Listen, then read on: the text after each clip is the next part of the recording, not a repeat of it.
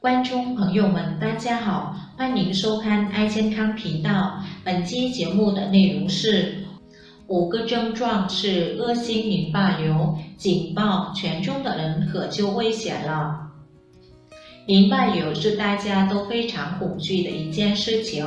当大家得了淋巴瘤之后，下巴会莫名其妙的变肿大，甚至会有一些痛痒的感觉。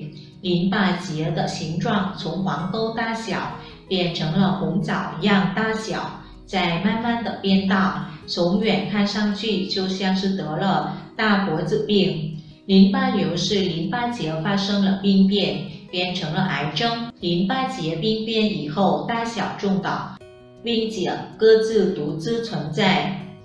恶性淋巴瘤早期会有什么症状呢？一、全身性症状。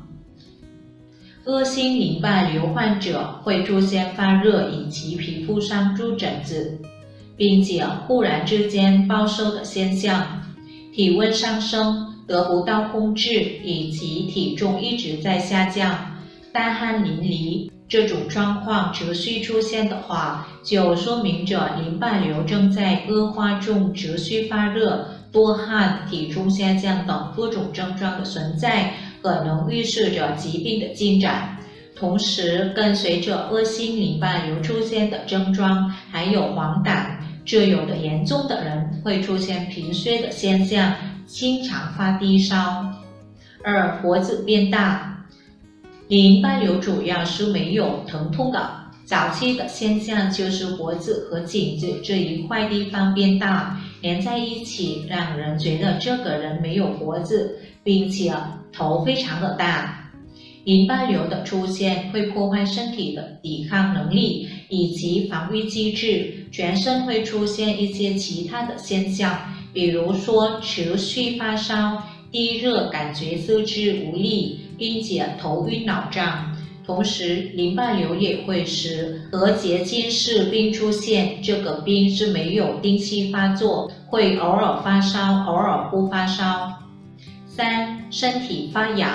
与此同时，淋巴瘤非常的软，并且不疼痛。如果当下巴肿起来，肯定就是淋巴瘤出现问题了。出现淋巴瘤也会让身体变得痒。这时候，如果说身体某个部位或者是全身范围，如果不是因为过敏疫或是前麻疹这种问题，莫名出现痒意，也很有可能是出现了恶性淋巴瘤。4、贫血。恶性淋巴瘤的早期症状也是有可能会出现贫血现象，因为淋巴瘤会对造血系统造成一定性的影响，会让骨髓受到影响。晚期的时候会出现一个叫做溶血性贫血的疾病。5、消化不良。淋巴瘤也会让大家的肠胃系统受到影响，使大家出现消化不良的现象，严重的会出现腹水症，经常拉肚子。当下巴肿起来以后，各位就不要掉以轻心，应该及时去医院进行体检。如果说发现了疾病，应该及早进行就诊，根据医嘱按时服药。更重要的是，如果到了一定条件下必须得切除淋巴瘤的话，就切除吧，这其实对身体是没有影响的。今天的内容到此结束，喜欢的话请按订阅关注我们的频道，谢谢大家收看，再见。